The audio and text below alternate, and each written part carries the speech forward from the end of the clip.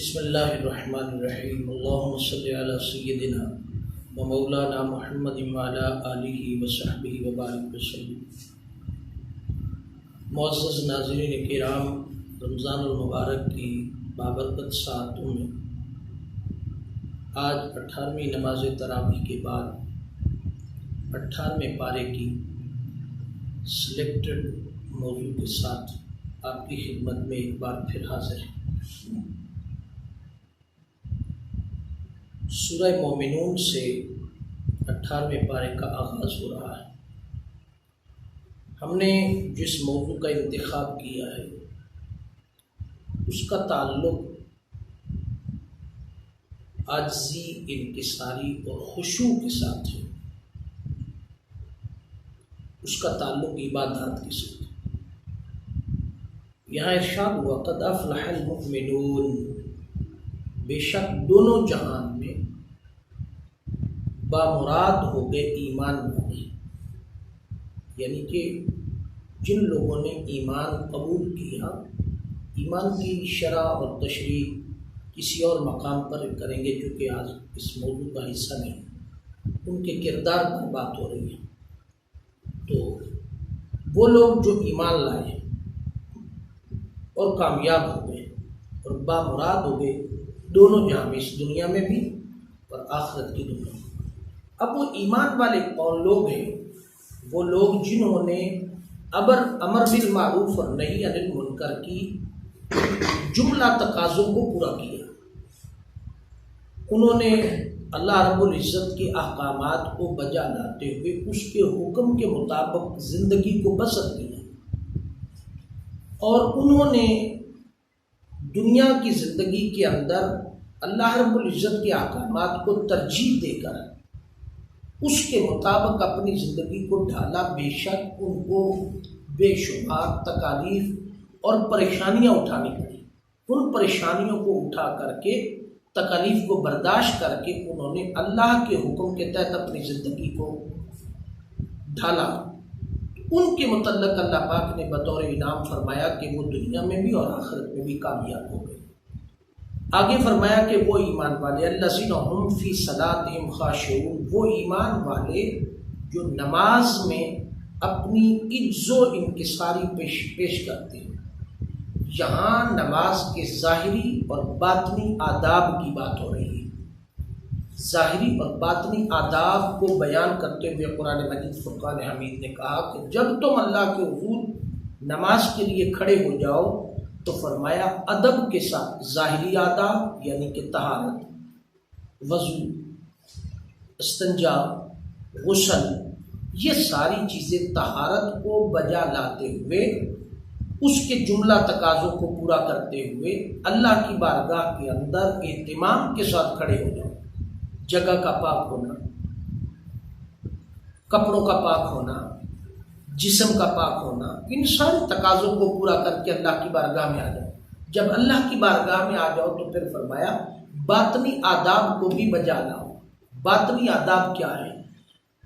اور باطنی آداب کو بجا لانے کے لیے انسان کو توجہ مرکوز کرنی پڑتی ہے۔ عرب کا ایک دستور ہے، چونکہ دین اسلام عرب میں آیا تو بہت ساری مثالیں بھی عرب دستور کے مطابق دی گئی قرآن پاک کے اندر۔ مثلا مثال دی گئی یہاں دستور عرب یہ ہے کہ جب کوئی بندہ کسی عدالت میں پیش ہوتا تو وہ ہینڈز اپ کرتا ہے، ہینڈز اپ ہاتھ کھڑے کرتا ہے۔ اس کا مطلب یہ ہوتا ہے کہ میں نے اپنے جرم کا اقرار کر لیا، میں نے اپنی غلطی کو مانا ہے۔ ہاتھ انسان ایسے کھڑے کرتا ہے، اس کا مطلب ہے کہ میں نے اپنا جرم مان لیا۔ اس کو ہینڈز اپ کہتے ہیں۔ نماز کا آغاز بھی اسی سے ہوتا۔ جب تکبیر تحریمہ کہی جاتی ہے تو انسان اللہ اکبر کہتا ہے تو ہاتھ کانوں تک لاتا۔ تو ان کانوں تک ہاتھ لانے کا بنیادی تصور یہ ہے کہ مولا میں تیری بارگاہ میں حاضر ہو گیا ہوں اور میں نے ہاتھ کھڑے کر دیے۔ کس سے؟ اپنے گناہوں سے، اپنی برائیوں سے، اپنے برے اعمال سے۔ میں ہینڈز اپ ہو کر کے مولا تیری بارگاہ کے اندر آ گیا ہوں، تجھے رب مانتے ہوئے، اپنے گناہوں کو، عیبوں کو چھوڑ کر ان کا اقرار کرتے ہوئے کہ میں گناہگار ہوں۔ میں اصلاح کے لیے، توبہ کے لیے ہینڈز اپ ان گناہوں سے ہاتھ کھڑے کر کے تیری بارگاہ میں آ گیا ہوں۔ اور پھر فرمایا کہ سراپا عاجز اور انکساری کے ساتھ ہاتھ باندھ کے کھڑے ہو۔ اور ہاتھ باندھ کر کھڑے ہونے کا مطلب یہ ہے کہ انسان نظروں کو بھی، سر کو بھی اور جھکا کر کے، ہاتھ باندھ کر کے کھڑا ہو جائے رب کی عدالت میں کہ مولا میں گناہوں کو ترک کر کے، گناہوں کو چھوڑ کر کے، ہاتھ باندھ کے سراپا عاجزی کے ساتھ تیری بارگاہ میں آ گیا ہوں۔ تو یہاں فلسفہ کیا ہے؟ ان تعذبہم فإنہم عبادک وإن تغفر لہم، مولا تیری بارگاہ میں آ گیا ہوں، تیری مرضی ہے معاف کر، تیری مرضی ہے نہ معاف کر، میں تو گناہ گار ہوں، سیاکار ہوں، تیری بارگاہ میں آ کے کھڑا ہوں۔ حضور نبی پاک صاحب العلا صلی اللہ تعالیٰ علیہ وسلم ایک دن عشاء کی نماز ادا فرمائے تو پہلی رکعت میں تلاوت لمبی ہو گئی اور اسی آیت مبارکہ کو تلاوت کیا، ان تعذبہم فإنہم عبادک وإن تغفر لہم، اور بار بار تلاوت کرتے رہے۔ جب نماز ختم ہوئی تو صحابہ نے عرض کیا یا رسول اللہ صلی اللہ تعالیٰ علیہ وسلم آج کوئی خاص بات تھی؟ فرمایا بس میں نے جب یہ آیت مبارکہ تلاوت کی ان تعذبہم فإنہم عبادک وإن تغفر لہم، مولا یہ جو تیری بارگاہ میں کھڑے ہیں سراپا عاجز ہے، سراپا انکسار ہے، مولا یہ تیری بارگاہ میں آئے ہیں، اب تیری مرضی ہے تو انہیں بخش دے، تیری مرضی ہے نہ بخش، مولا یہ بندے تیرے ہیں، تجھے چھوڑ کے کہیں جانے والے نہیں ہیں۔ گویا اللہ رب العزت کو یہ بیان کیا جا رہا ہے، عرضی پیش کی جا رہی ہے کہ مولا ہم باغی نہیں ہیں، گناہ گار ہیں، ہم سراپا خطا کار ہیں، باغی نہیں ہیں، بھاگے ہوئے نہیں ہیں، بغاوت نہیں کرتے، تیری بارگاہ میں آ گئے۔ وہ جتنی عاجزی پیش کر لے، جتنی انکساری پیش کر لے، اللہ کو وہ منظور ہے، وہ قبول ہے، اس کو وہ پسند ہے۔ اتنی عاجزی اور انکساری اس کی بارگاہ کے اندر کہ دنیا کے سارے خیالات اور تصورات ختم ہو گئے۔ اور اس کا حل کیا ہے؟ فرمایا ہم فی صلاتہم خاشعون، عز و نیاز پیش کرنے کے لیے، دنیا سے قطع تعلق ہونے کے لیے جب انسان ہاتھ باندھ کر کے اللہ کی بارگاہ میں آ جائے تو تصور کرے کہ میں بڑی بادشاہ، بڑی عدالت میں کھڑا، جو بادشاہوں کا بادشاہ، جو عدالتوں کا بڑا جج، عدالتوں کا مالک ہے، اس کی بارگاہ میں بطور مجرم کھڑا ہوں، بطور گناہ گار کھڑا ہوں، اور پھر کہے سبحانک اللہم وبحمدک وتبارک اسمک وتعالی جدک ولا الہ غیرک، ایسے رب سے باتیں کرے جیسے انسان آپس میں کھڑے ہو کر کے باتیں کرتا ہے، تو بڑی عاجزی کے ساتھ بیان۔ اور یہ باتیں تب ہوں گی جب نماز کے اندر پڑھی جانے والی عبارت، عربی عبارت کا ترجمہ بھی یاد ہو۔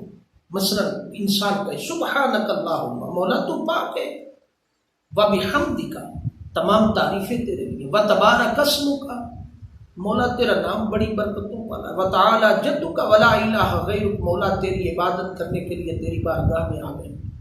پھر پڑھے اعوذ باللہ من الشیطان الرجیم، مولا میں پناہ مانگتا ہوں شیطان مردود سے، اس کی کرتوتوں سے پناہ مانگتا ہوں۔ پھر کہے بسم اللہ الرحمن الرحیم، مولا میں شروع کرتا ہوں تیرے نام سے، تو بڑا رحمان ہے، تو بڑا رحیم ہے۔ کتنے الفاظ ہیں، کتنی عجزی کے ساتھ بیان کرے کہ مولا تو رحمان بھی ہے، تو رحیم بھی ہے، تو معاف کرنے والا بھی ہے، تو کرم کرنے والا بھی ہے۔ اور پھر کہے الحمدللہ رب العالمین، مولا تو وہ رب ہے، تو تمام جہانوں کا مالک ہے، رب العالمین ہے مولا، الحمدللہ رب العالمین الرحمن الرحیم، مولا تو رحمان بھی ہے، تو رحیم بھی ہے، تو معاف کر دینے والا بھی ہے، تو کرم کر دینے والا بھی ہے، الرحمن الرحیم، مالک یوم الدین، قیامت کے دن کا بھی تو مالک ہے۔ ایاک نعبد و ایاک نستعین، مولا تیری بارگاہ میں ہم کھڑے ہوتے ہیں، تیری عبادت کرتے ہیں اور تجھ ہی سے مدد مانگتے ہیں۔ ایاک نعبد و ایاک نستعین اہدنا الصراط المستقیم، مولا سیدھا راستہ عطا فرما، صراط الذین انعمت علیہم غیر المغضوب علیہم ولا الضالین، مولا ان لوگوں کا راستہ جن پر تیرے انعامات نازل ہوئے اور ان لوگوں کا راستہ نہیں جو گمراہ ہو گئے۔ یہ کتنی عاجزی ہے، کتنی انکساری ہے رب کی بارگاہ میں۔ جب انسان کھڑا ہو جائے اس کی عدالت میں، اس کی بارگاہ کے اندر اس تصور کو لے آئے، تو اس تصور کے ساتھ جب اللہ رب العزت کی بارگاہ میں نماز کے لیے کھڑا ہو جائے تو رب مخاطب ہو جاتا ہے۔ آقا علیہ الصلوۃ والسلام نے فرمایا جب انسان نماز میں کھڑا ہوتا ہے تو یوں تصور کر لے کہ میں رب کو دیکھ رہا ہوں. اگر یہ تصور نہ قائم ہو سکے کہ میں رب کو دیکھ رہا ہوں تو اتنا سمجھ لے کہ رب مجھے دیکھ رہا ہے. تو پھر جب یہ تصور قائم ہو جائے تو پھر انسان کی توجہ نہیں بڑھتی. پھر انسان رب کی بارگاہ میں کوئی ایسی نماز تو ہم 5 نمازوں میں سے کوئی ایک ایسی نماز تو پڑھیں جہاں کوئی نہ ہو، تنہائی میں اس مولا سے باتیں کر لیں، راز و نیاز کی باتیں کر لیں. اسی لیے کہا نماز تہجد میں رات کے پچھلے پہر اٹھ کے جب ساری دنیا سوئی ہوتی ہے تو مولا سے عز و نیاز کی باتیں کر. وہ مولا سن رہا ہوتا ہے، اس کی ہاں رو لے، اس کی ہاں کیوں کہ جو تو بات کسی اور کو نہیں بتا سکتا وہ تو رب کو کر سکتا ہے. اس وقت اخلاص عروج پر ہوتا ہے. جو تو کسی اور کے ساتھ شیئر نہیں کر سکتا بات وہ تو اپنے مولا سے کہہ سکتا ہے. جب انسان کا تعلق مولا سے اتنا جڑ جائے تو فَاذْكُرُونِی أَذْكُرْکُم، تم میرا ذکر کرو میں تمہارا ذکر کرتا ہوں. تم مجھے مجلس میں یاد کرو میں تجھے اس سے بڑی مجلس میں یاد کروں. تم مجھے تنہائی میں یاد کرو میں تجھے تنہائی میں یاد کروں گا. تم مجھے جہاں پکارو گے میں تیری پکار کو سنوں گا. پھر دیکھیں نا انسان توجہ کرے جب سورت فاتحہ کے بعد سورت پڑھتا ہے پھر رکوع میں جاتا ہے تو انسان کہتا ہے سبحان ربی العظیم، مولا تو پاک ہے اور بڑی عظمت والا ہے. پھر کہے سمی اللہ لمن حمدہ، مولا جس نے بھی تجھے پکارا تو نے اس کی پکار کو سنی. تو ایسا رب ہے کہ تو نے اس کی پکار کو کبھی رد نہیں کیا. ربنا لک الحمد، تمام تعریفیں تیرے لیے. پھر اس کی بارگاہ میں تذلل کا وہ سب سے بڑا نقطہ عروج ہے کہ اپنی پیشانی کو لے کر اس کی بارگاہ میں سجدہ کر جائے، اس کی بارگاہ میں اپنے اعضاء کو جھکا دے، ڈال دے اس کی بارگاہ کے اندر اور کہے زبان حال سے پکار کر سبحان ربی الاعلی، مولا تو پاک ہے اور بڑی بلند عظمت والا، بڑا بلندی کے مقام والا، اعلیٰ ہے، بڑا عرفہ ہے. سبحان ربی الاعلی کہے، بار بار کہے. یہاں سب سے بڑی یہ سیدہ فاطمہ الزہرا صلوات اللہ علیہا سلام اللہ علیہا رضی اللہ تعالی عنہا جب رات کو سردیوں کی لمبی رات میں سجدہ کرتی، طویل سجدہ کرتی، ایک ہی سجدہ ایک رات میں ادا کرتی، تو صبح اذان بلالی گونجتی تو رب کی بارگاہ میں آنسو بہا کر کے ہاتھ اٹھا کر کے عرض کرتی مولا کوئی ایک رات تو ایسی بنا جس میں فاطمہ سجدہ دل کھول کے ایک سجدہ تو کر لے دل کھول کر کے. یہ فلسفہ جب حدیث پاک ہم نے بھی پڑھی تو ہمیں بھی اس بات کا نہیں پتہ تھا کہ ساری رات کتنی بار سبحان ربی الاعلی پڑھی جاتی ہوگی، مگر قربان کے وقت کے مجدد کے قدموں میں بیٹھنے سے حضور سیدی شیخ الاسلام پروفیسر ڈاکٹر محمد طاہر القادری مدظ اللہ العالی کے قدموں میں بیٹھنے سے یہ فیض اور یہ عقدہ بھی ملا، یہ فیض بھی ملا. پوچھا حضور وہ ساری رات کیا سبحان ربی الاعلی کی تسبیح پڑھتی تھی؟ فرمایا نہیں، بعض اوقات ایسا بھی ہوتا تھا کہ وہ ایک تسبیح بھی ساری رات میں پوری نہیں کہہ پاتی تھی. تو کیا تھا جب وہ کہتی سبحان تو سبحان مولا تو کتنا پاک ہے، تو کتنا عظیم ہے اور تیری پاکی کے باغات کتنے وسیع ہیں، تیری پاکی کے باغات کی وادیاں کتنی عظیم ہیں. وہ ساری رات اس تصور میں اس باغات کی پاکیزگی کے رب کی پاکیزگی کے باغات میں گھومتی، تصورات میں گزر جاتی. انہیں خبر ہی نہیں ہوتی کہ میں نے دوسری بار بھی سبحان ربی الاعلی کہنا کہ نہیں کہنا. وہ سبحان کی پاکیزگی میں سجدہ گزر جاتا ساری رات. ان کی عز و نیاز میں اور ہماری عز و نیاز میں تو بڑا فرق ہے.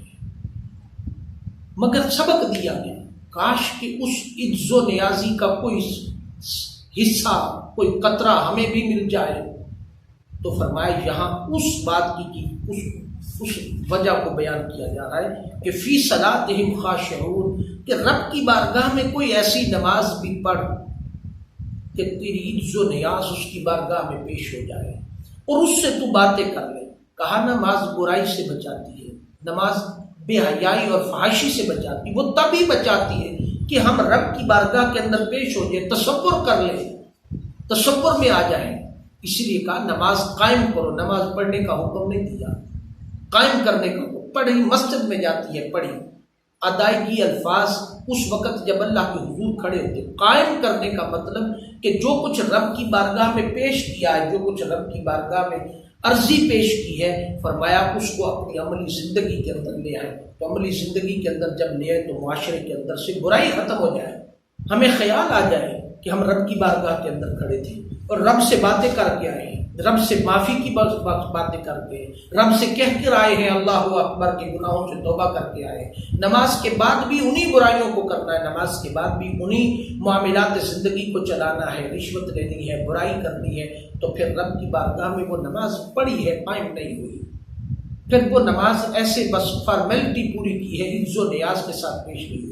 آقا دو جہاں صلی اللہ تعالیٰ علیہ وسلم کی بارگاہ میں حضرت ابو ہریرہ رضی اللہ تعالیٰ عنہ راوی ہیں، فرمایا ایک شخص آیا، اس نے نماز پڑھی اور وہ ہاتھوں کے ساتھ کھجلی کر رہا تھا، کبھی ادھر کھجلی کرتا، کبھی ادھر کرتا، کبھی اپنی داڑھی سے کھیلتا، کبھی خارش کرتا، کبھی کچھ کرتا، کبھی کچھ کرتا.